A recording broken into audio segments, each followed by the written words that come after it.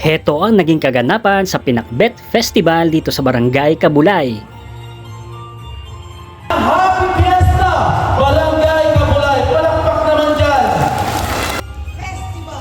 Muli congratulate ang ating po mga barangay official. At ang kanyang mga kagawad. Pinakbet Festival!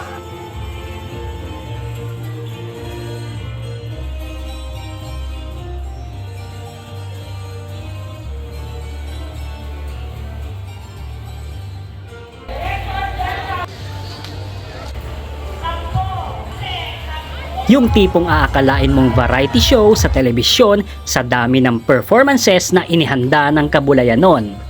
Umpisahan na natin dito kila ate at kuya na naggagandahan at nagwagwapuhan sa kanilang opening performance.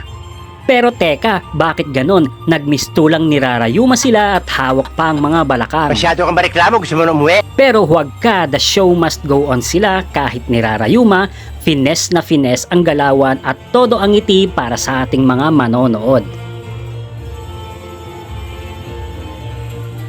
Heto namang apat ang tatanda na bakit nag-aarimunding pa? Arimunding. Joke lang mga ate at mga kuya, na miss ko lang sumayaw dahil hindi na ako makasayaw ngayon dahil sa aking rayuma.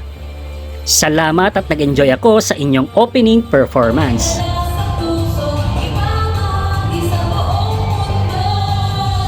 At ang sumunod nga ay ang Grand March ng Royal Family, ang First Princess, Second Princess at ng mga muse ng Barangay Kabulay. Pak na pak naman ang entrada at mala frozen ang datingan ng Queen na may papyro effect pa. Hindi rin pinalampas ng mga barangay officials na magpakitang gilas sa pagsasayaw ng balse. Shout out nga pala sa kabatch ko at napaka-aktibong kagawad ng Barangay Kabulay na si Kagawad Paul. Shoutout sa'yo, more power at God bless. At dahil nga lumalalim na ang gabi, ang ilan ay humihikab na, ay nag-intermission ang nag-champion sa dance contest. Congratulations sa inyo!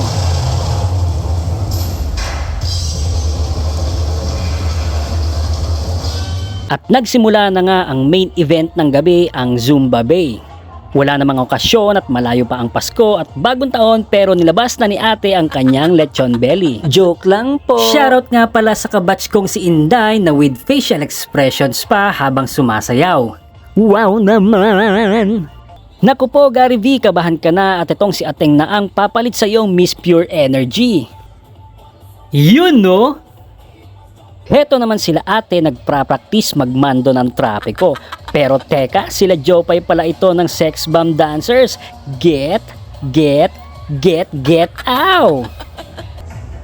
At ang nanalong best supporter ngayong gabi, itong si ateng tuloy ang pag-indak sa likod ng mga judges. Galing mo pala dyan ah, hindi ko alam ah. At syempre hindi papahuli ang mga Gen Z. Kay ate ako believe kahit hinihingal na, kuhang-kuha pa rin ang step. Ate, I feel you. Shoutout nga pala sa mga nakatabi ko, lalong-lalo na dito sa Batang Marites na ito. Shoutout po sa lahat ng Kabulay nun na kahit gabing-gabi na ay full pack pa rin para sa grupong kani-kanilang sinusuportahan. Shoutout na rin sa girlfriend kong salingkit guest para makaupo, para-paraan. At dahil nga nakatulog na ang isang contestant ay sinimulan ulit ang Zumba Bay. Hetong sila ate, idol yata si Tatay Diggs. At mala 2-1 pa ang galawan. O diba ang lupit? At syempre ang pinakahihintay ng aming grupo ang makitang sumayaw ang muse ng URCP Santiago, ang grupo ni Ma'am Turiang. Malupit ang galawan at sabay-sabay. Masyadong seryoso si Ma'am Nori. Ma'am, tanong lang ha, ilang litrong coke bang nainom mo bago sumayaw? May Gary V, babalik ka rin, step pa. Babalik at babalik ka rin. Tiyak na babalik ako rito next year dahil na-enjoy ko ang panonood at selebrasyon ng Pinakbet Festival ng mga Kabulayanon. Kaya mga ka-POV, don't forget to follow, share, like, and subscribe.